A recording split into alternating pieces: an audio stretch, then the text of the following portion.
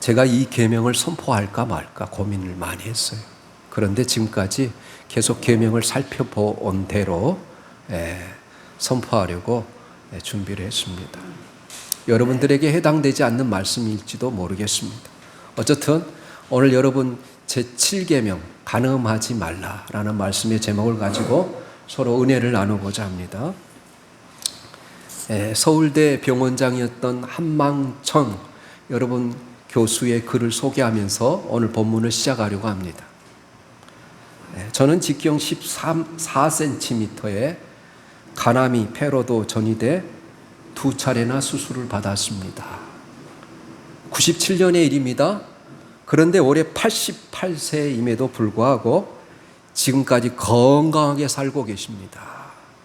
결론은 그냥 즐겁게 살자는 것입니다. 집사람과 저는 선문답처럼 감행조란 말을 서로 인사하며 나눕니다. 감사하고 행복해야 하고 조심하자라는 뜻입니다. 건강하게 사는 것이 위대한 일이고 생존한다는 것은 지뢰밭처럼 예측할 수 없지만 항상 우리의 삶 속에 위험이 도사리고 있다고 생각을 합니다. 정말 인생 80까지 살면 90점이고 90살까지 살면 100점이라는 평소 공원에 온 것이 타당함을 새삼 확인하는 것 같습니다. 오늘 또 화두처럼 여기는 평범한 진실을 다시 한번 되새겨 봅니다. 기적은 특별한 게 아닙니다. 아무 일 없이 하루를 보내면 그것이 기적입니다. 행운도 특별한 게 아닙니다. 아픈 데 없이 잘 살고 있으면 그것이 행운입니다. 행복도 특별한 게 아닙니다. 좋아하는 사람과 웃고 지내며 살고 있는 것이 행복입니다. 하루하루가 하늘에서 특별히 주신 보너스 같이 생각됩니다. 오늘은 선물입니다. 하나님께서 나에게 특별히 주신 선물입니다. 오늘은 내가 부활한 날입니다. 어제 밤에서 다시 깨어났습니다. 70세부터는 하루하루가 모두 특별히 받는 보너스와 같은 날입니다. 오늘을 인생의 첫날처럼 사시기 바랍니다. 그리고 마지막 날처럼 즐기며 사십시오. 천국은 감사하는 사람만이 가는 곳이랍니다. 건강하게 살아서 숨을 쉬고 있으며 엄청난 축복이요 은총입니다.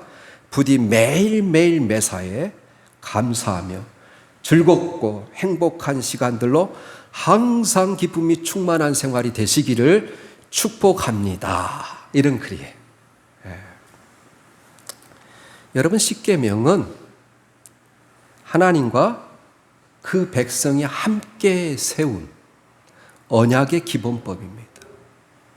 이 계명은 단순히 도덕적인 기준이 아니라 하나님과 그 백성이 함께 관계를 맺고 지낼 수 있는 가장 기본적인 언약입니다. 다시 말해서 이 기본법 중 어느 하나라도 어기게 될 경우 깨진다면 하나님과 그 백성의 관계는 존립할 수 없습니다. 하나님의 선택이나 특별한 은혜는 기본적인 이 언약의 기초에서 존재하는 것이기 때문에 만약 그것이 깨진다면 하나님의 은혜는 더 이상 그들에게 베풀어질 수 없는 것입니다. 여러분, 우리가 하나님의 계명을 잘 지키면 우리가 이미 살펴본 것처럼 우리 자손의 자손 천추만대 은혜를 하나님께서 베푸시겠다고 약속하셨어요. 또 여러분 요한일서 3장 22절에 보면 하나님의 계명을 지키는 자에게는 무엇이든지 구하는 바를 그에게서 받나니 이는 그의 계명을 지킴이라. 그가 기뻐하시는 일을 행함이라. 우리가 때로 열심히 기도했는데 응답하지 않는 것은 어쩌면 우리가 하나님의 계명대로 하나님의 말씀대로 살지 못하기 때문인지도 모르겠어요. 분명히 요한 사도는 하나님의 계명을 지키고 하나님이 기뻐하시는 삶을 살면 우리가 무엇이든지 구하면 하나님께서 들어주신다고 약속하셨어요. 하나님께서는 오늘 살인하지 말라, 간음하지 말라, 도적질하지 말라 이 계명을 아주 간단 명료하게 여러분 기록하신 이유가 무엇이라고 생각하십니까? 그것들에 대해서 길게 설명할 수 있는 능력이 없어서입니까? 아닙니다. 결코 그렇지 않습니다. 하나님께서 윤리의 계명들에 대해 특별히 간단하게 명하신 것은 죄에 대한 하나님의 혐오감을 드러내는 거예요. 하나님께서 이스라엘 공동체 가운데 이런 일이 일어나는 것을 결코 참지 않겠다는 거예요. 결코 용납하지 않겠다는 겁니다. 그런 의미로 이런 일이 일어나는 것을 결코 참지 않겠다는 의미로 전혀 이유나 변명이 통하지 않도록 이것을 법처럼 이렇게 이스라엘 백성들에게 주셨어요. 다른 사이에서는 아무리 결혼 관계가 문란해지고 그것이 전혀 사회적인 지탄이나 처벌의 대상이 되지 않는다 할지라도 하나님께서는 이스라엘 백성들 가운데 자신의 정욕을 억제하지 못해서 이 바른 결혼 관계를 벗어나 행하는 간음 행위를 결코 용납하지 않으시겠다는 거예요. 여러분, 살인죄는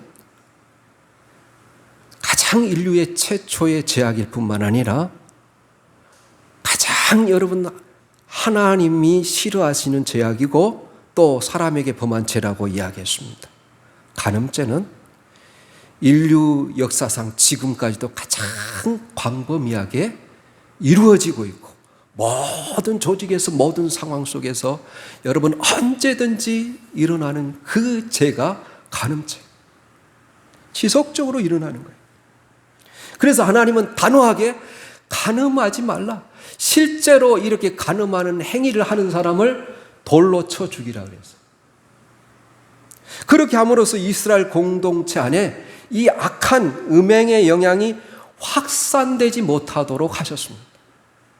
여기에는 어떤 타협이나 긍휼의 여지가 없습니다.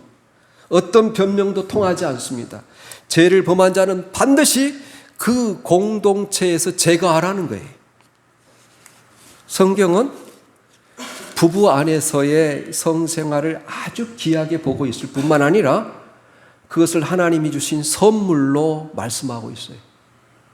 구약의 율법은 절대로 부부 관계를 자손 증식을 위한 수단으로만 말씀하고 있지 않습니다. 우리가 아가서를 읽어보셨어요? 솔로몬과 술람미 여인의 사랑을 그렇게 적나라하게 그 모든 육체의 그 표현들을 노골적으로 묘사하고 있지 않습니다. 그래서 되도록 많은 사람들이, 많은 목회자들이 이 아가서를 풀어낼 때 은유적으로 해석해서 솔로몬은 바로 그리스도를 상징하고 술람미 여인은 교회를 상징한다고 해석합니다. 사실 그리스도와 이 교회의 관계를 남편과 아내로 표현한 사람이 사도 바울이에요. 그래서 신구약 성경은 이 부부 사이의 관계를, 성관계를 금욕적으로 금지하지 않습니다. 성 자체를 정죄하고 있지 않습니다. 절제된 사랑은 아름다운 것입니다. 비밀의 화원과도 같은 것입니다. 어느 누구도 접근할 수 없는 담으로 둘린 아름다운 동산인 것입니다. 하나님께서 남자에게 주신 가장 귀한 선물은 무엇일까요? 그것은 함께하도록 주신 여자입니다. 여자에게 주신 가장 귀한 선물은 무엇일까요? 바로 함께하도록 주신 남자입니다. 여기에는 어느 누구도 훔쳐갈 수 없는 비밀스럽고 아름다운 사랑이 있다는 거예요. 사람이 어떤 사람과 사랑하는 관계가 깨지게 되면 제일 먼저 하는 일이 뭘까요? 그 사람이 준 가장 좋은 선물을 부숴버리고 갖다 버리지 않습니까? 마찬가지로 우리 인간이 교만해졌을 때 가장 먼저 파괴된 것이 있다면 그것이 남녀의 성입니다. 이것은 가장 지저분한 욕짓거리로 변해됐어요. 여러분, 대한민국뿐만 아니라 미국 영어도 다 여러분 욕은 다 성에 관한 욕이에요. 그런데 하나님이 가장 성스럽게 준 것이 여러분 부부의 성생활입니다. 가정입니다. 사람이 어떤 사람과 관계가 깨질 때 그런 것처럼 사람이 하나님을 모욕할 수 있는 가장 좋은 방법이 무엇인지 아십니까? 그것은 하나님이 주신 이 인간의 성을 남용하는 거예요. 눈요깃거리로 만드는 거예요. 오락거리로 만드는 거예요. 이것이야말로 가장 모욕적이고 하나님을 슬프게 하는 일입니다. 성경은 사회적으로 인정된 바른 부부관계를 제한 모든 성관계를 간음이라고 이야기해요. 어떤 것이 간음이냐 하는 것은 시대나 그 상황에 따라 많이 다르지만 출애굽 시대에 있어서 간음은 근친상간이었어요. 출애굽 시대의 간음은 짐승과의 수간이었습니다. 출애굽 시대의 간음은 동성 간의 성행위였어요. 여러분, 우리가 출애굽기 읽어보면 다 이런 내용이 나와요. 그러나 가장 무서운 간음은 이방 종교 의식에서 이루어지는 간음이에요. 성경은 호세아에서도 그렇고 우리가 하나님 외에 다른 신을 섬기는 것을 간음이라 이야기해요. 그래서 가나안 족속들이 바알 신을 섬기며 풍요 제사를 기원할 때 그들이 하는 행위가 무엇입니까? 성행위를 하는 거예요. 성행위를 통해서 여러분 그 신을 자극해서 그들에게 비를 내려주고 풍요를 내린다고 생각했어요. 그래서 여러분 가나안 사람들이 이 풍요의 제사를 바알 신을 섬길 때 남자나 여자 할 것이 모두가 이날은 성의 속박으로부터 스스로 벗어나 마음껏 간음을 행하는 날이에요. 결국 그들은 이러한 음행으로 인하여 망하게 됩니다. 여러분, 북이스라엘은 솔로몬의 아들 르호보암 때부터 북쪽 이스라엘과 남쪽 유다가 갈라지잖아요. 남쪽 유다는 유다와 베냐민 두 지파로 이루어지고 북쪽 이스라엘은 10지파가 이루어져서 북이스라엘이 이루는데 북이스라엘은 시작할 때부터 끝날 때까지 바로 우상을 섬기는 나라였어요. 어떤 신을 섬겼을까요? 바알 신을 섬겼습니다. 그렇게 성적으로 자극하는 것이요, 사람들에게 금방 퍼지기 때문에 여러분 북쪽 이스라엘은 바알 신을 섬겼어요. 그래서 이세벨과 아방이 다스렸을 때 온 나라가 다 바알 신을 섬겼어요. 그래서 엘리야는 자기 혼자 하나님을 믿는 줄 알았어요. 오직 하나님을 믿는 사람은 자기 혼자 남은 줄 알았어요. 그런데 하나님께서 내가 하나님을 섬기는 사람 7,000명을 숨겨두었다 그러잖아요. 어쨌든 이렇게 성적으로 여러분 원초적인 것을 자극하는 이 바알신이 금방 그렇게 퍼지는 거예요. 그래서 하나님께서 이스라엘 백성들이 가나안 땅을 차지할 때 가나안 땅의 모든 족속을 죽이라고 하는 이유가 뭐냐면 이들을 하나님의 거룩한 백성으로 삼으시고 싶어 하는데 그 가나안 족속들의 이 성적인 문란이 엄청 심했거든. 예수님 당시는 율법이 지배하는 시대였기 때문에 이런 공개적인 간음을 행하지는 않았습니다. 그러나 많은 사람들이 이혼을 정당한 것으로 여겼어요. 그래서 간음을 합법적으로 행했습니다. 성적인 매력이 없어지면 합법적으로 다른 여자를 만나고 또 이 여자가 실증이 나면 다른 여자를 만나는 것을 합법적으로 세우려고 했어요.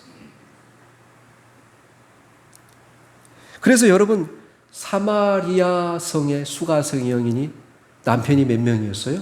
5명이나 있었죠. 그 이유가 무엇입니까? 그것은 인간의 잘못된 성적인 욕구 때문에 그래요. 성적인 매력을 찾아서 끊임없이 방황하고 있었던 것입니다. 그러나 예수님은 이런 합법적인 이혼을 통해서 다시 결혼한다 할지라도 그것은 간음이라 정죄했어요. 또 사도시대에는 이러한 음란한 풍습이 사회적으로 문제가 되기도 했습니다. 여러분, 로마 시대의 문화가, 초대교회는 다 로마의 지배 아래 있었잖아요. 로마 시대의 문화가 음란한 문화였어요. 그래서 로마의 유적지들을 여러분 살펴보면 거기에서 여러분 목욕탕이 사우나가 발달됐지만 그 사우나가 남자 여자 같이 들어갈 수 있는 혼탕이 있었어요. 그래서 사회적으로 음란한 문화가 자리 잡고 있었어요. 그래서 교인들이 나쁜 영향을 받을까 봐 이 이교적인 제사 의식을 경계했어요. 그래서 교인들에게 음란한 생활을 하지 못하도록 금한 것은 당연한 일이었어요. 오늘날 많은 사람들이 행복을 성관계에 달려있다고 생각합니다. 만약 성관계에서 유능하지 못하면 결혼 생활뿐만 아니라 인생 자체가 실패한 것으로 생각합니다. 그리고 결혼 생활에 대해 사회 통제가 약해짐에 따라 정력적인 이혼이 늘어나고 있습니다. 성적인 불만으로 이혼하는 사람들의 가정이 늘어나고 있습니다. 이런 이혼은 그 행위 자체가 정욕의 동기에서 시작됐기 때문에 다시 결혼한다 할지라도 간음이라는 거예요, 성경은. 이교적인 제사는 아닐지라도 간음을 조장하는 행위나 지나치게 성을 소재로 하는 영화나 비디오나 이것들이 성도들의 양심을 병들게 하고 있습니다. 그러면 어디까지가 합법적인 것이고 어디서부터 용서받지 못할 간음죄라고 할 수 있을까요? 예수님은 산상설교에서 여인을 보고 음욕을 품는 자는 이미 간음하였느니라 그렇게 말해요. 그런데 여러분, 아름다운 여인을 쳐다보지 않을 수가 있을까요? 여러분, 아무리 경건한 사람이라고 해도 여인을 보고 어떤 매력이나 성욕을 느끼지 못하는 사람이 있을까요? 그러나 예수님께서는 이 성욕을 원천 철저히 봉쇄하기를 명령하십니다. 아예 그런 생각이 드는 것 자체와 싸우라고 말씀하시는 것입니다.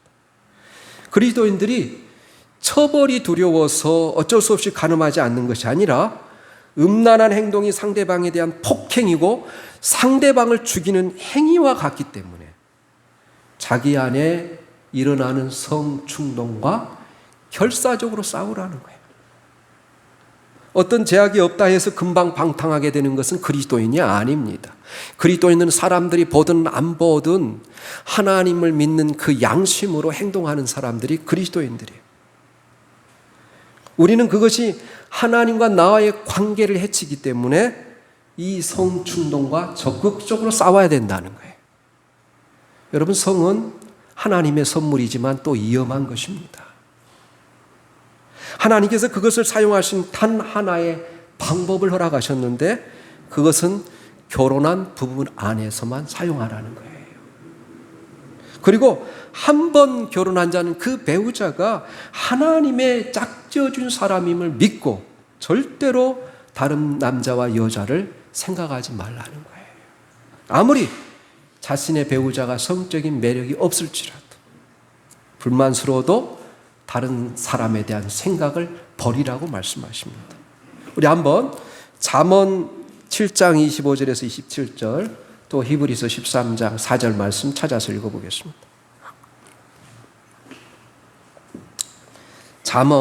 잠언에 이런 말씀들이 굉장히 많은데 우리 잠언 말씀 한번 찾아보겠습니다. 잠언 7장 25절 또 27절까지 보겠습니다. 잠언입니다. 시작. 내 마음이 음료의 길로 치우치지 말며 그 길에 미혹되지 말지어다. 대저 그가 많은 사람을 상하여 엎드려지게 하였나니 그에게 죽은 자가 허다하니라. 그의 집은 수월의 길이라 사망의 방으로 내려가느니라. 또 히브리서 13장 4절 말씀입니다. 히브리서 13장 4절 말씀입니다. 같이 읽습니다. 시작. 모든 사람은 결혼을 기이 여기고 침소를 더럽히지 않게 하라. 음행하는 자들과 간음하는 자들이 하나님의 심판하시리라. 심지어 음행하는 사람들은 마치 구원이 없는 것처럼 성경은 표현할 정도로 음행을 경계하고 있어요. 왜냐하면 모든 죄들은 몸 밖에서 범하는 죄지만 음행은 몸 안에서 범하는 죄라. 그렇게 따로 구별을 할 정도로 하나님이 경계하는 죄가 음행에 관한 죄입니다. 우리가 로마서 1장을 보면 로마서 후반부에 여러분 비정상적인 성행위를 이야기하는데 그것이 동성 간의 사랑입니다. 우리 사회에도 점점 더 많은 동성애자들이 늘고 있고 또 앞으로 그것이 바로 차별금지법 이런 것들이 통과하게 된다면 여러분 그것이 이제 우리 자녀들 그리고 우리 손자들의 그 교육에 들어갈 수 있을지도 모릅니다. 그래서 동성연애자들이 점점 많아지고 사회에 큰 무리를 일으키고 퀴어 축제를 하면서 여러분 그것을 합당하게 여러분 시장이 열어주지 않은 것 때문에 여러분 시끄럽기도 하고 그렇습니다. 동성연애자들은 예를 들자면 남자인데 자기는 남성 호르몬이 부족하고 그 대신 여성 호르몬이 더 많아서 그렇다고 자기를 합리화시킵니다. 여러분 동성연애는 심리적인 부분이 대부분을 차지합니다. 어떤 가정에서 자랐느냐가 큰 또 영향을 미칩니다. 우선 자랄 때 어머니가 지나치게 지배적인 경우, 어머니가 여성스럽지 않고 너무 남성적인 경우, 바로 그 자라나는 아이들이 여자를 보아도 성욕을 생기지 않는 겁니다. 또 직업이 여성과 신체적인 접촉이 너무 많은 경우, 무용수와 같은 경우 너무 접촉하다 보면 여성에 대한 매력과 아름다움을 잃어버리게 됩니다. 어쨌든 하나님께서는 간음하지 말라는 거예요. 하나님이 허용하지 않는 다른 성을 하지 말라는 거예요. 그러므로 우리가 여러분 다른 남성과 여성의 위치를 지키고 가꾸어 나가는 것이 가장 중요하다는 거예요. 그래서 잘못된 성의 문화에서 자라지 않고 바른 가정에서 자녀들이 자라는 것, 그것이 그 바른 가정들이 늘어나는 것이 중요하다는 거예요. 기독교인이 늘어나면 얼마나 좋겠습니까? 여러분 대부분의 이단들이 7계명을 어기잖아요. 간음하지 말라. JMS도 그렇고 통일교도 그렇고 다 이 7계명을 어깁니다. 저는 오늘 이 본문의 말씀을 루터의 대교리문답의 그 결론을 통해서 결론을 맺으려고 해요. 루터의 7계명에 대한 결론을 맺으려고 합니다. 부정은 결혼을 멸시하는 데서부터 시작됩니다. 이제 보십시오. 교황을 따르는 패거리들, 사제, 수사, 수녀들이 하나님이 정하신 질서와 계명을 얼마나 거스리며 살고 있습니까? 이들은 결혼을 천시하고 금지합니다. 제 마음대로 추측하고 서약하면서 그렇게 하면 영원히 정결하게 살 수 있다라고 생각합니다. 게다가 그런 거짓말과 속임수로 무지한 백성들을 속입니다. 그들은 털끌만큼의 사랑도 없고 위대하고 거룩한 결혼의 정결함에 대해서 관심을 갖는 것도 거부합니다. 대신 노골적이고 수치스러운 불륜이나 혹은 너무나 악한 행동에 차마 입에 담을 수 없는 행위를 비밀리에 저지릅니다. 불행히도 이런 사건들을 우리는 너무나 쉽게 접하고 있습니다. 루터가 여러분 신부였어요. 신부. 그러니까 얼마나 신부들의 세계를 잘 알 수 있겠어요. 많은 동성 애들이 여러분 그런 사건들이 천주교에서 많이 일어나고 있습니다.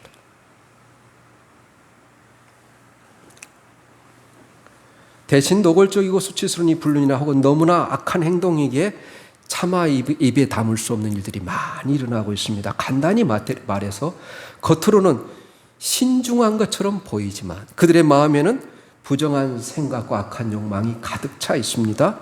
이것은 꺼지지 않는 영원한 불처럼 우리 모두에게 숨겨진 비밀스러운 정욕의 문제입니다. 그러나 이런 것은 결혼 생활로 능히 다룰 수 있는 문제입니다. 그러므로 이 계명은 독신의 서약을 저주하고 제거해 버립니다. 아무리 수도원 생활이 경건하다 할지라도 자기 힘으로 정결을 유지하는 것은 불가능합니다. 그들이 그곳에 그대로 남는다면 계속 죄를 짓게 될 것입니다. 왜냐하면 이 계명을 피할 수 없기 때문입니다. 이 계명이 가르치는 모든 것을 요약하자면 결론은 이렇습니다. 결혼하신 모든 분들은 생각과 말과 행위로 정결한 결혼 생활을 하십시오. 한 가지 더 권면합니다. 남편은 아내를 사랑하고 기이 여기십시오. 아내는 하나님이 남편에게 주신 선물임을 명심하십시오. 서로가 마음을 다하여 성실히 사랑하십시오. 이것이야말로 사랑과 정열을 정결함으로 옮겨놓은 가장 중요한 대목입니다. 이것이 몸에 익으면 정결은 억지가 아닌 자발적으로 열매를 맺게 될 것입니다. 사도 바울이 남편과 아내들에게 서로 사랑하라고 존경하라고 열심히 권면했던 이유가 여기에 있습니다. 자, 이로써 당신은 하나님의 말씀과 계명 없이 사는 영적인 성직자들 앞에서 떳떳이 자랑할 것을 갖게 되었습니다. 왜냐하면 당신은 결혼을 통해서 하나님의 계명을 따르고 있고, 이 결혼은 성직자의 직무보다 귀하고 위대하며 선한 행동이기 때문입니다. 그래서 하나님이 여러분 생육하고 번성을 결혼하라 그랬잖아요. 그래서 마틴 루터는 결혼은 성직보다 귀하고 세상의 어떤 권세보다 어떤 직무보다 존귀한 일이다, 그렇게 이야기했어요. 여러분, 결론적으로 하나님은 이스라엘 공동체 안에서 어떠한 간음도 용납하지 않겠다는 거예요.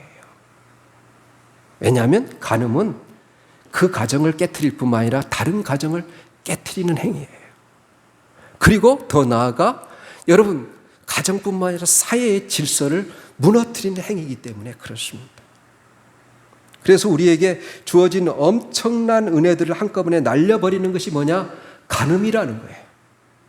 가장 위험한 선물을 우리가 바른 부부 관계 안에 굳게 가두어 둠으로써 하나님의 은혜로운 동행이 지속되도록 하시기를 예수님의 이름으로 축원합니다.